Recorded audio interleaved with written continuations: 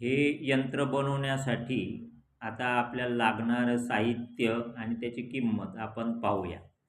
ही आहे 12 व्होल्टची मोटर. ही साधारणतः आपल्याला बाजारात ₹150 किंवा 140-120 रुपयापर्यंत मिळते. ही हे आहे आपल्याकडं असलेलं पाईप, PVC पाईपचं जोडायचं ग्लू. हे आपल्याला शेतकऱ्याकडे असतंच किंवा विकत आणलं तर जास्तीत जास्त दुसरं 20-1 रुपयापर्यंत मिळतं. त्या लागणारं साहित्य अशा कटर, ह्या ब्लेड 2 होत्या, त्या मी जोडून घेतलेल्या आहे या ग्लूच्या साहाय्यानं. आणि हा यू क्लॅम्प आहे, तो मोटरला फिट करण्यासाठी आहे. ती मोटर पाईपात बसवायला. हे ऑन ऑफ करायचं बटन जे आपल्याला 10 रुपयाला मिळतं.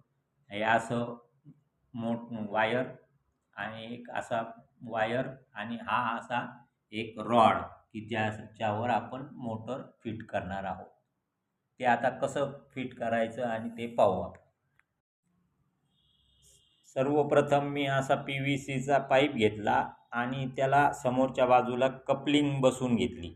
कपलिंगला थोडंसं मोटर आपल्याला बसवण्यासाठी थोडंसं असं कापून त्याला वर्तुळाकार केलं, म्हणजे मोटर साधारणतः त्या खाच्यामध्ये अशी बसली पाहिजे. आणि त्याला आपण आता हा क्लॅम्प लावून त्याला फिट करणार आहोत.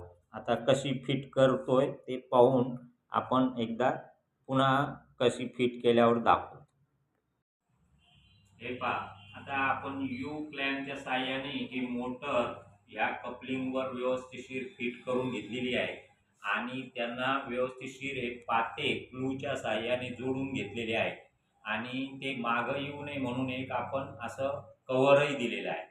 आता त्याचे कनेक्शन मागच्या साईडचे काढून आपण एका ऑन ऑफ बटनला जोडलेलं आहे, म्हणजे आपल्याला हाताशी ते बंद चालू करण्यासाठी. आणि तेच वायरने एक्सटेन्शन देऊन आपण हात पंपाला जोडलेलं आहे. आता बघूया ही मोटर, आता हे पातं कसं फिरतंय पाहूया.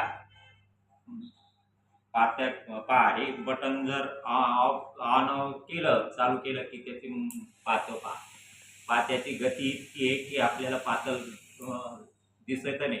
पातं याच्या साहाय्याने आता आपण तुरीचे शेंडे व्यवस्थिशीर कट करून घेऊ शकतो आणि काम आपण लवकर करू शकतो.